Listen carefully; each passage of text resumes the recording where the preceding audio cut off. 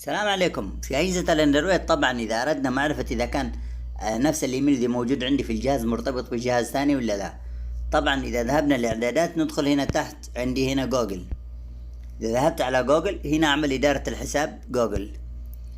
بعد ذلك كما تشاهدون انتظروا يتفك عندي كذا.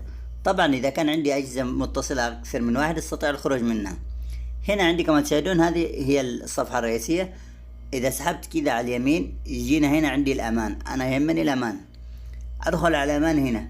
هنا عندي اقتراحات الأمان، إدارة حمايته، إدارة إضافة رقم هاتف وزي كذا. هنا عندي تسجيل الدخول، هذه كلمة المرور إذا أردت تعديلها. إذا أردت تعديلها أدخل هنا وأعمل لها تعديل، أستطيع تغييرها في أي وقت.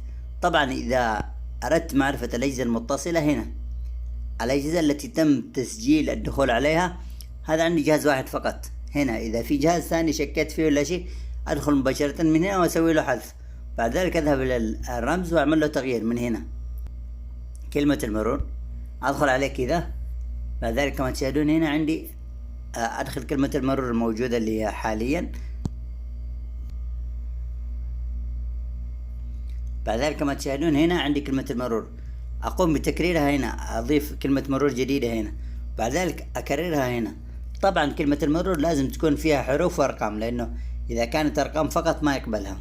طبعا لازم أتأكد، لأنه عندي هنا الحرف هذا هنا تغيير الحساب، لأنه أحيانا يكون عندي في نفس الجهاز حسابين 3 حسابات، لازم أتأكد إيش الحساب الذي أنا أستخدمه.